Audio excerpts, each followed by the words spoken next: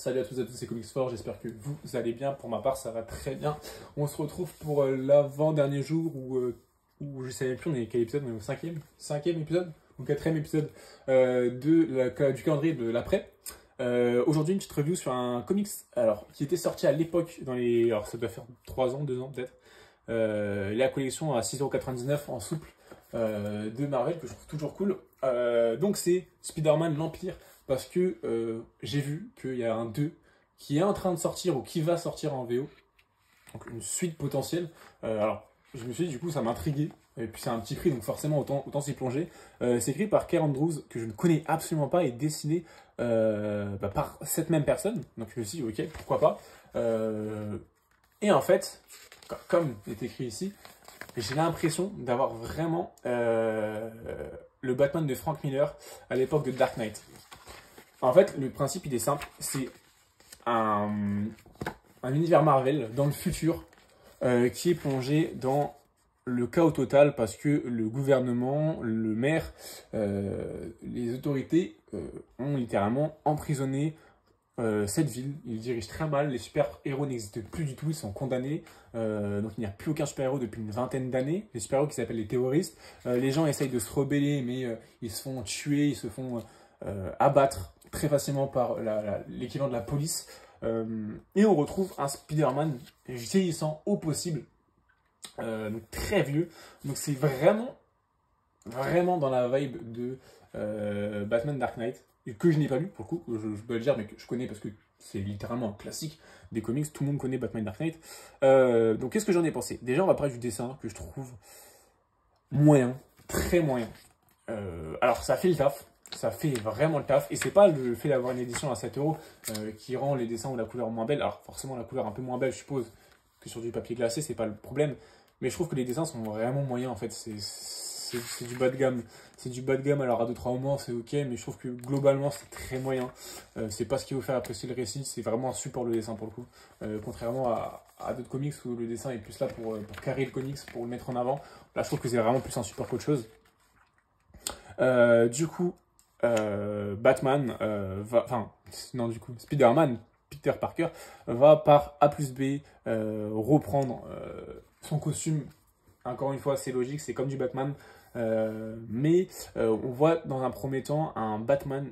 Putain, je vais y arriver, les gars. Parce qu'en fait, je pense vraiment à ce récit, parce que je trouve que c'est vraiment limite un copier-coller. On va voir ce Spider-Man qui est dans une vie très déplorable, une vie triste, une vie très maussade, où il repense en boucle à ses proches parce qu'il est seul maintenant. On a cette ombre de Mary Jane qui est constamment ici, où on a un peu un flou de savoir est-ce qu'elle est vivante, est-ce qu'elle est morte, est-ce qu'elle est encore ici, est-ce que c'est vraiment son corps inanimé qui est ici, ou est-ce que c'est vraiment dans sa tête. On se rend vite compte que c'est dans sa tête et qu'il est très seul en fait. On a des personnages comme James Jonah Jameson qui sont là. Personnage très important de l'univers de Peter Parker, qui va être le personnage qui va sonner la révolte, notamment qui va encourager Peter Parker, qui va lui redonner son costume. Et je trouve que c'est un très bon choix pour le coup d'avoir mis James Jonah Jameson qui fasse ça, parce que c'est à cause de lui, mais c'est aussi grâce à lui qu'on a énormément de choses dans l'univers de Spider-Man. C'est un personnage très important encore une fois. Alors, le costume de base, on le voit comme ça. Des fois, c'est ce costume-là. Des fois, c'est le costume en rouge et bleu. C'est très bizarre, en fait. C'est très bizarre. On comprend pas tout le temps pourquoi. Vous voyez que là, il est torse nu. Là, il est en costume. Alors, c'est imagé. Je suppose qu'il est toujours torse nu, comme on le voit juste après. On a beaucoup de remords. On sait qu'il se pose vraiment beaucoup de questions sur sa vie. On commence à comprendre peu à peu pourquoi son oncle et sa tante sont morts parce que forcément ils sont forcément vieux, on se dit.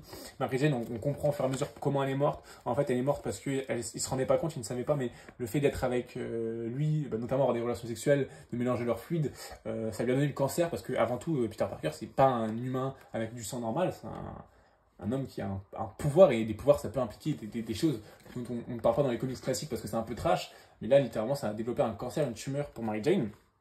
Le fait d'être avec lui. Le truc que j'aime, c'est vraiment que du coup, on a des journaux télévisés qui sont constamment dans le récit. On voit très facilement qu'ils sont très portés et qu'ils lisent juste ce que le maire leur dit de dire. C'est très lèche-bot envers le maire en félicitant les projets qu'il fait et ce qu'il entreprend, alors qu'on voit très bien que toute la ville n'est pas d'accord avec, toute la ville est triste de ce qui se passe parce que voilà, il n'y a personne qui est heureux dans cette ville. C'est très dystopique et c'est représenté par le fait qu'ils aient tout le temps les yeux fermés et la bouche ouverte grande ouverte quand ils parlent. On voit que c'est littéralement guidé. On sent que c'est des robots jusqu'à la fin où ils vont avoir les yeux ouverts quand, en fait, c'est ce qui va montrer quand ils parlent eux par eux-mêmes ou quand ils parlent parce qu'on leur dit de dire. Donc quand ils ont les yeux ouverts, c'est qu'ils parlent par eux-mêmes. Et je trouve que pour le coup, ça c'est un truc très intéressant. C'est un parallèle qui est super cool, je trouve. C'est très bien trouvé. Alors c'est pas les premiers à faire ça, mais je trouve que c'est très bien trouvé. Donc on va du coup suivre cette vengeance, en fait cette quête de vengeance au fur et à mesure. On va avoir des ennemis qui vont arriver, on va avoir les Sinister Six vieillissants avec du Electro, du Scorpion, du Kraven. Il y a qui d'autre? Il y a un Hydroman, il me semble, si je dis pas de bêtises. Il y a un Homme Sable, il y en a un autre, mais je n'ai plus le nom. Enfin, je me rappelle plus. On a les bras de Dr. Octopus qui vont aider Spider-Man. On a beaucoup de références à Kraven, à Super Spider-Man. On a beaucoup de références à d'autres comics qui ont eu lieu dans cet univers-là. C'est très, très, très sympathique. Mais globalement, je trouve que c'est un récit qui est très mid parce qu'en fait, il n'invente rien.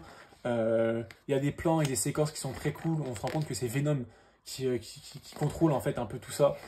C'est vraiment Venom qui veut prendre le monde avec plein de symbiotes à la fin. C'est globalement bof. C'est globalement bof. J'avais des bons échos de ce récit-là qui plaît globalement aux gens en fait. Et c'est vrai que il y a deux trois trucs, il y a deux trois bonnes idées, il y a deux trois trucs où je me suis dit ah ça c'est cool. Mais globalement, le récit est très mid. Il est très très mid. C'est pas un truc que je vais vous conseiller à lire. Alors, si c'est à 7 euros, comme là, globalement, oui, lisez-le. Ça reste toujours un truc qui est cool parce que 7 euros, c'est un petit prix. C'est un truc que tu peux découvrir. Tu peux avoir une marge d'erreur où tu peux te dire, ok, ça j'aime pas. C'est pas un récit à 20 balles ou si t'aimes pas, ça fait un peu plus chier, franchement. 7 euros, tu peux y aller à l'aveugle. Globalement, c'est pas grand chose, 7 euros, même si ça reste 7 euros. Alors, je sais pas si c'est encore disponible par contre. Ça, c'est autre chose. Mais globalement, je suis pas fan de ce qui se passe. La conclusion est bien. On parle du costume, du fait de mettre la costume. Il y a le thème des responsabilités, du fait de ne pas avoir réussi à assumer les responsabilités, de ne pas réussir à avoir été le super-héros qu'il voulait être, qu'il devait être, ou qu'il est actuellement dans l'univers Marvel qu'on suit nous. On sent un Spider-Man sous échec, tout simplement. C'est un Spider-Man qui a échoué. C'est ça, c'est un Spider-Man qui a échoué, qui a Peter Parker aussi qui a échoué, pas que Spider-Man, mais aussi Peter Parker qui a échoué. Et c'est super intéressant. Mais je trouve que c'est bien traité, mais pas. Il manque quelque chose, je trouve. Il manque vraiment quelque chose à ce récit. L'homme sable, qui est globalement un homme sable, qui va se repentir à la fin. Et que je trouve plutôt cool. Il y a Mysterio aussi, c'est ça Mysterio que je cherchais. Mysterio, celui que je cherchais, qui est très rapidement battu. En fait, il sert quasiment à rien dans le comics. Comme globalement, les Sinister Six, en fait, il sert pas à grand chose. Même si Kraven, il y a un plan cool avec. Il n'y a que l'homme sable qui a vraiment une importance, pour le coup, qui se sacrifie pour aider et pour sauver le monde. Parce que c'est l'homme sable et c'est la rédemption qu'il a aussi dans l'univers qu'on connaît. Et que forcément, c'est sûrement le méchant qui a eu la meilleure rédemption dans l'univers de Peter Parker et de Spider-Man. Donc voilà pour ce récit que je vous conseille sans conseiller. Si vous le trouvez à petit prix, si vous le trouvez d'occasion dans une autre édition, allez-y, mais je ne mettrai pas plus de 10 euros dans ce récit, franchement. Alors, la suite, je vois pas trop l'intérêt de faire une suite. Alors, il y a une suite à Dark Knight, évidemment, on sait qu'il y a une suite à Dark Knight. Mais Dark Knight, moi, de ce que j'ai lu... bah si, d'ailleurs, j'ai lu Dark Knight, je dis n'importe quoi, j'ai lu Dark Knight parce que je les ai dans les Chronicles. Donc j'ai lu Dark Knight, c'est vrai que j'ai lu Dark Knight. Mais Dark Knight a un bien meilleur récit, en fait, tout simplement. Mais ouais, là, je comprends pas trop l'intérêt de faire un tome 2. Je vois pas du tout l'intérêt de faire un tome 2 à Spider-Man Empire. J'ai pas apprécié le 1, j'irai pas sur le 2, sauf si, comme j'ai dit, c'est à petit prix. Donc voilà, pour ma petite review sur Spider-Man l'Empire de Andrews. Si je mettrais une note, je mettrais vraiment un 5 sur 10. C'est vraiment le truc le plus mid que j'ai lu, en fait. C'est pas nul, mais c'est pas mauvais. C'est vraiment... Enfin, c'est pas mauvais, mais c'est pas bon non plus, c'est ok. Lisez-le. Ça se lit très rapidement par contre. Donc c'est ça qui est cool, c'est que ça se lit assez rapidement.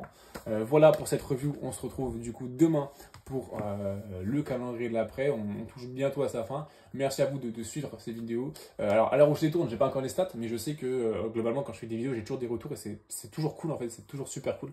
Je prends toujours plaisir à faire des vidéos, même si je sais que je suis pas le plus actif. Et je m'en excuse, mais je fais ce que je peux. J'essaye de faire ce que je peux, en tout cas, à essayer de proposer un minimum de contenu par an, en tout cas. Je sais que par an, je dois faire à peu près une vingtaine de vidéos. Donc plus d'une vingtaine de vidéos par an, ça reste plutôt cool. C'est plusieurs par mois. J'en fais quasiment 2 par mois de vidéos si on regarde à l'année, parce que des fois, je vais pendant 4 mois sortir une vidéo par semaine, même plus. Et des fois, pendant 4-5 mois, je ne serai pas là du tout sur YouTube. Mais j'ai l'impression que c'est un peu le milieu global comics, où en fait, comics, il faut lire les comics, ensuite il faut avoir le temps pour en parler. Moi, globalement, si j'ai un à choisir, c'est lire les comics. Et les vidéos, ça reste secondaire. C'est un endroit que je kiffe. YouTube, c'est un endroit que je kiffe. Il y a une communauté en or dans le monde du comics, mais la passion avant tout, c'est le comics et pas les vidéos comics. Donc c'est très, très, très différent. Et je lis aussi des mangas et je lis aussi autre chose, des romans dont je parle pas sur la chaîne. Et c'est très compliqué, notamment là pour Noël. Donc je ne fais pas Noël, mais je me suis acheté tout simplement. J'ai fait un achat comics de décembre, on va dire.